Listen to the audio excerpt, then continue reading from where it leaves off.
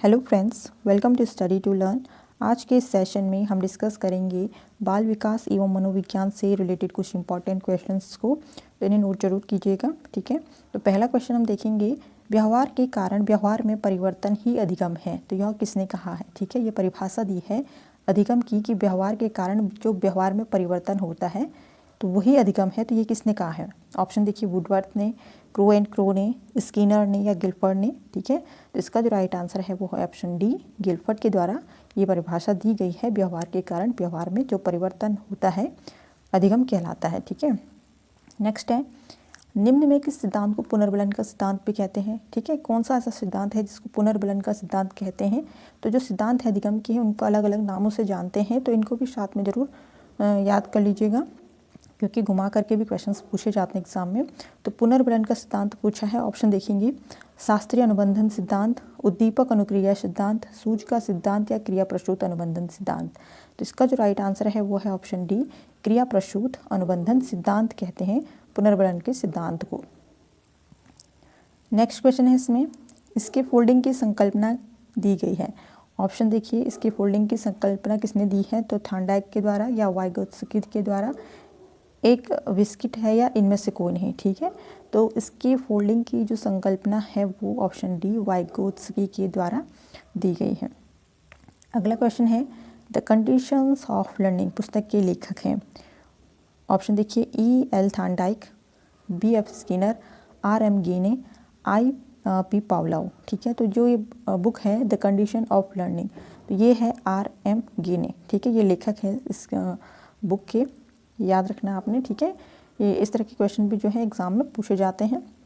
Next है, Albert Bandura जाने जाते हैं, ठीक है। किस चीज़ के लिए जाने जाते हैं? तो ऑप्शन देखिए, सामाजिक अधिगम सिद्धांत के लिए, मनोलैंगिक विकास सिद्धांत के लिए, संवेगात्मक विकास सिद्धांत के लिए या नैतिक विकास सिद्धांत के लिए। तो जो अल्बर्ट बंडूरा हैं तो उन्होंने जो सामाजिक अधिगम सिद्धांत था वो दिया था, ठीक है। तो इसलिए अल्बर्ट बंडूरा जाने जाते हैं सामाजिक अधिगम सिद्धांत के लिए, ये इसका आंसर होगा। नेक्स्ट है, शेपिंग की कल्पना दी गई है।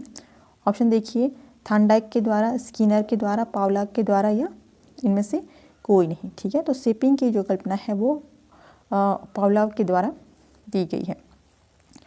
अगला क्वेश्चन है इसमें, निम्नलिखित में से कौन सा मनोविज्ञान का संप्रदाय विचार ब्लैक बॉक्स थ्योरी के नाम से भी जाना जाता है, ठीक है। ब्लैक बॉक्स थ्योरी कहते हैं जो मनोवैज्ञानिक जो सिद्धांत है, ठीक है, संप्रदाय है मनोविज्ञान का संप्रदाय, ठीक है।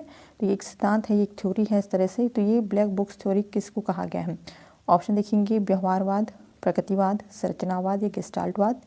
तो ये कहा है ऑप्शन ए, व्यवहारवाद, ठीक है। ब्लैक बॉक्स थ्योरी भी इसको कहा जाता है। नेक्स्ट है इसमें, लुप्त अधिगम संप्रत्यय को सर्वप्रथम किसने परिचित कराया, ठीक है। तो इस संप्रत्यय को सबसे पहले किसने बताया लोगों को कि लुप्त अधिगम संप्रत्यय भी होता है? तो ऑप्शन देखेंगे, कुर्ट लेविन ने, ई एल थॉर्नडाइक ने या एडवर्ड चेस-टॉलमैन या पावलोव ने, ठीक है। तो ये लुप्त अधिगम जो संप्रत्यय है वो एडवर्ड चेस-टॉलमैन के द्वारा दिया गया है, ठीक है।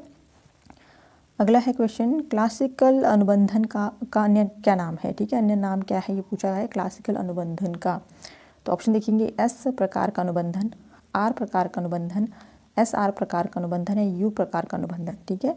तो जो क्लासिकल अनुबंधन है उसे एस प्रकार का अनुबंधन कहते हैं, ठीक है। जो प्राचीन अनुबंधन है क्लासिकल अनुबंधन, उसको एस प्रकार का अनुबंधन के नाम से भी जानते हैं। नेक्स्ट क्वेश्चन है इसमें, प्राक्रियावाद के प्रमुख प्रवर्तक कौन थी? तो ऑप्शन है इसमें, William James, J B Watson, Clark Hull या एडवर्ड टॉलमैन, ठीक है। तो जो प्राक्रियावाद का सिद्धांत दिया था वो विलियम जेम्स के द्वारा दिया गया था, तो ये इसके प्रवर्तक हैं, ठीक है।